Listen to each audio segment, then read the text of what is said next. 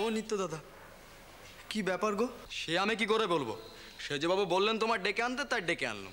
দেখো নিত্য দাদা, ওসব বড় মানুষদের নিয়ে আর কি মেরো না। মথুর বাবু আমাকে ডাকতে যাবেন কেন খামোকা? তো তোমার যদি আর কি মনে হয় তো যাও না, সরে পড়ো।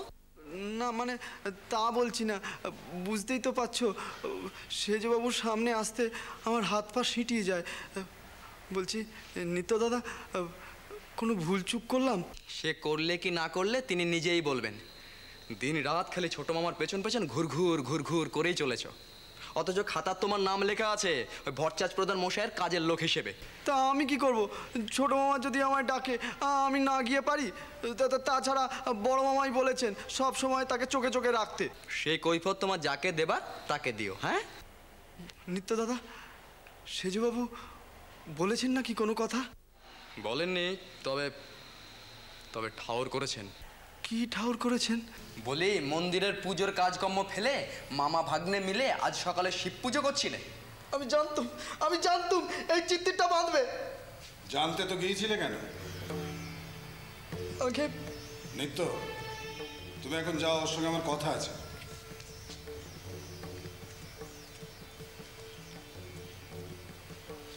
তুমি আমাকে একটা সত্যি কথা বলবে? আমি আর কখনো এরম করবো না। কি? ছোট মামার কথা আমি আর কখনো শুনবো না।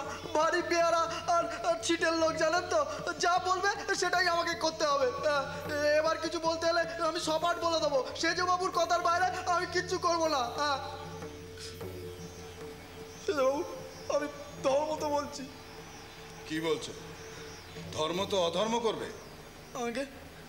যাকে যে কথাটা আমি তোমার কাছে বলতে এসেছিলাম সেটা হলো, তোমার মামাকে দেখলাম একটি শিব মূর্তি নিয়ে পুজোয় বসেছে। ওই মূর্তি তুমি পেলে কোত্থেকে? ও মূর্তি আমি এনে দিইনি, বিশ্বাস করুন। তাহলে?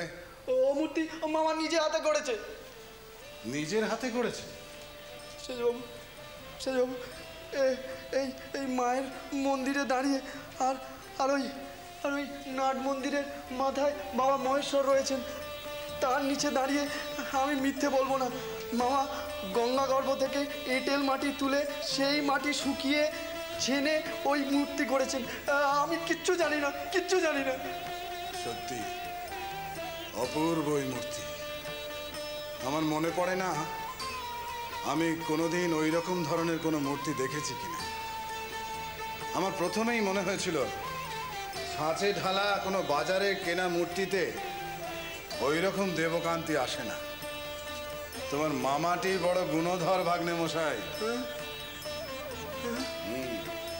হ্যাঁ, ঠিক বলেছেন। আমার মামার না অনেক গুণ আছে। যেমন? মামা ভাঙা মূর্তি জুড়তে পারে। আচ্ছা। আর মামা ভালো গান গাইতে পারে। বাহ। মামা পাড়াতে একটা করতে পারে। বাবা যা মেয়ে সাজে না। মামা পুঁথি পাঠ, কত কথা, সব কিছু পাঠ করতে পারে, এবারে জমিয়ে দেয়। আর হ্যাঁ, মামা ঠাকুরের সাজ খুব ভালো সাজাতে পারে। আর হয়ে গেল? মনে পড়ছে কিনা দেখো। আর তো কিছু মনে পড়ছে না। দান ধ্যান করতে পারে তোমার মামা? হ্যাঁ, ধ্যান করতে পারে। মামা ধ্যানে বসলে শরীর মনের সব দরজা জানলা বন্ধ করে একেবারে অন্য জগতে চলে যায়, তখন ঠেলা দিলেও জাগবে না। আর দান করতে পারেন? মানে দান করার অভ্যেস আছে? মনে করো তার কাছে আমি কোনো জিনিস চাইলাম, দিতে পারবেন? আপনি মামার কাছে চাইবেন? শুধু চাইবো না, দিলে নেব। আপনি মামার কাছে দান নেবেন? মানে ছোট মামার কাছে? ঠিক ধরেছ, ছোট মামার কাছে আমি দান নেব।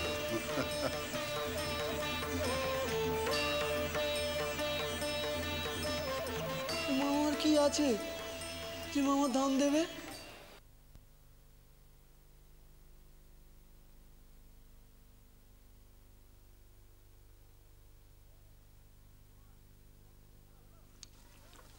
ও মামা, তোমার পুজো ছাড়া হলো? ও মামা। হ্যাঁ রে, হয়েছে।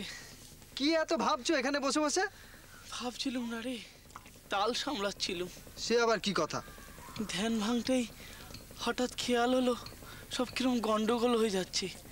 ঠিক ঠাউর করতে পারছিলুম না কোথায় রয়েছি আমি, কোথায় এই দক্ষিণেশ্বর, কোথায় এই কলকাতা। সব কেমন তালগোল পাকিয়ে গেল। কিরকম? শুধু কামার পুকুরের কথা ভেসে ভেসে আসতে লাগলো। গ্রামের বাড়ি, ধান ক্ষেতের বাহার, মাটির রাস্তার দুধারে নারকোল আর সুপুরি গাছের সারি, আকাশে সূর্যি দেবতার খেলা, উড়ে যাওয়া বকেদের মেলা, উৎসব পার্বণ মেলা, প্রসন্ন দিদি, যুগীদের মন্দির, পাইনদের বাড়ি। মামা, ও মামা, ও মামা, কাঁদছো কেন? ও মামা, বাড়ির জন্য মন কেমন করছে? মার কাছে যেতে ইচ্ছে করছে? মায়ের কাছেই তো রয়েছি রে। হ্যাঁ, এই মন্দিরে যে বাস করছি, সে তো এই জগন্মাতারই গায়ে গা ঠেকিয়ে রয়েছি। আসলে তা নয়। আসলে কি জানিস, নিজের মতো করে ধ্যান করতে পারলে বেশ একটা কানচাপাটি মজার ঠাস থাকে শরীরে। তখন শুধু কাঁদতে ইচ্ছে করে, তখন শুধু কাঁদতে ইচ্ছে করে। কাঁদার মতো নির্ঝর আমি আর কোথাও পাই না রে, কোথাও পাই না।